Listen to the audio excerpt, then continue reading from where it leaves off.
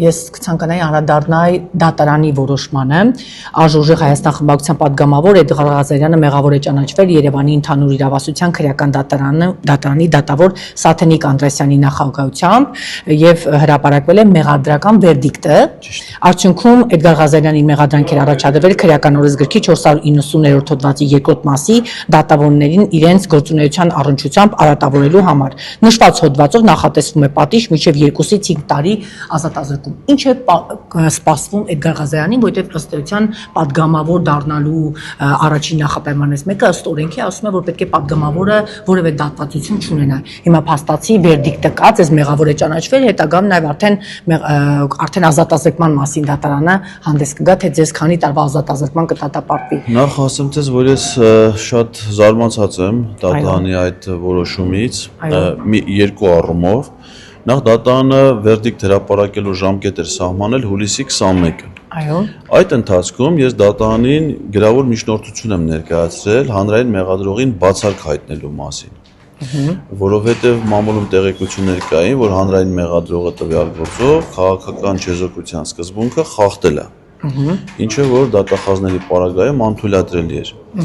Եվ դատարանը հուլիսի 21-ի նիստը հետաձգեց։ Այո։ Հանրային մեղադրողի բացակայության պատճառով, այո, չնայած որ ըստ քրեական դատավարության օրենսգրքի դատարանը կարող էր վերդիկտ հրապարակել նաև հանրային մեղադրողի բացակայության ժամանակ։ Եվ ես տպավորություն ունեցա, որ դատարանը նիստը հետաձգում է, որպեսզի իմ միջնորդությունը դարձնի քննարկման առարկա, որտեղ առանց հանրային մեղադրողի ներկայության այդ միջնորդությունը ըստ էության չէ կարող քննարկվել։ Եվ մենք երեկվա դատական նիստին պաշտպանի հետ ներկայացել ենք առաջին հերթին այդ միջնորդությանը անդրադառնալու համար, նոր սպասենք վերդիկտին։ Բայց մեզ համար զարմանալիորեն դատարանը եկավ հայտարարեց, որ նիստը համարում է բացված եւ հեռանում է վերդիկտ հրապարակելու, որը կներկայացվի մի քանի րոպեից։ Եվ ներկայացվեց առանց մեր միջնորդության վերաբերյալ որևէ անդրադարձի, այսինքն ոչ չհայտարարեց, որ մերժում է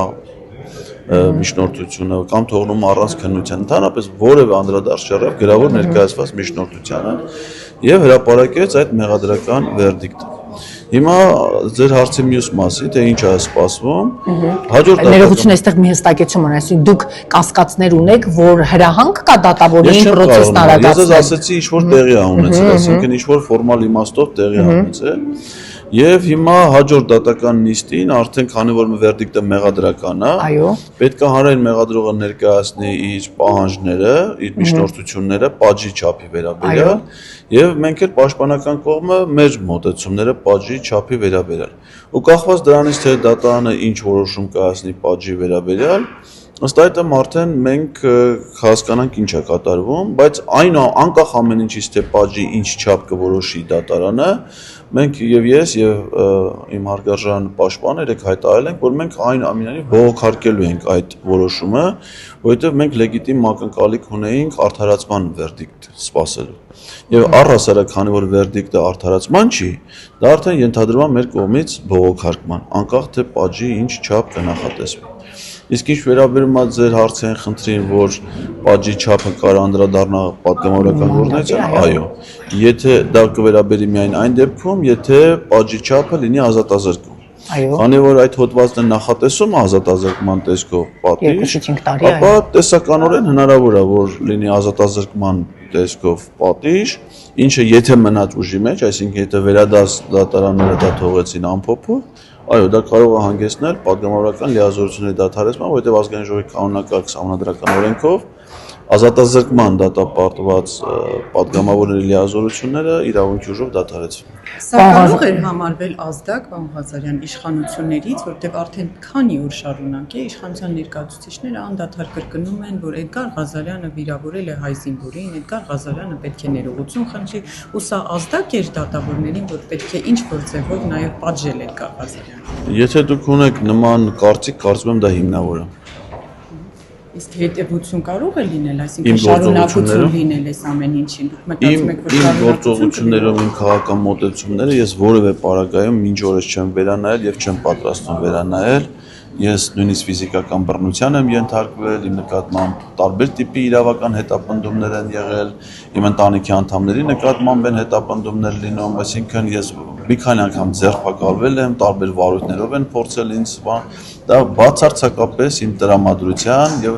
անգամ այն պահին, եթե դա սպառնում է իմ պատգամավորական հետագա գործունեությանը, ուրեմն քանի ես ազգային ժողովի պատգամավոր եմ, ես իմ լիազորությունները իրականացնելու եմ ողջ ծավալով։ Պարոն Ղազարյանը պատրաստ է նույնիսկ այն ըստ էության վերջաբանին, որ միգուցե բոլոր ատյաններում ամեն դեպքում մերժեն առաջին ատյանի դատարանի բավարար են համարեն, որ հիմնավոր է եղել եւ զրկեն պարոն Ղազարյանին մանդատից, պատրաստ է այդ որոշմանը։ Նո, այդ որոշումը իմ կամքով կայացվող որոշում չի, դուք նաև նկատի ունեցեք, որ դա պետք է լինի այն դեպքում, եթե լինի նաև ազատազրկման դատապարտում, այսինքն դա նաև նախատեսում է բանտային անազատություն, դու պատրաստ լինելը որն է, մենք իհարկե, եթե մենք քաղաքական պայքարի մեջ ենք, ես ինքս շատ հանգիստ եմ վերաբերվում, որևէ անհանգստություն չունեմ, որևէ այդ հեռանա, այսինքն եթե պատգամավորական մանդատից զրկվելու տարբերակ լինի, ես առաջին անգամ որ պատգամավոր ես, մինչև էլ էի պայքարում առանց պատգամավոր լինելու, ինչ վերաբերում անազատությանը, մեր երկրում Սամվել Կարապետյանի կամ Սրբազան հայերի պես մարդիկ են բանտային կալանք գրել, դա ինչ է մեզ համար, որ այս պայքարում նաև մենք անցնենք պայքարի այդ ճանապարհով, բայց դա պայքարի տրամադրության ոգու վրա բացարձակապես որևէ ազդեցություն չի թողնելու։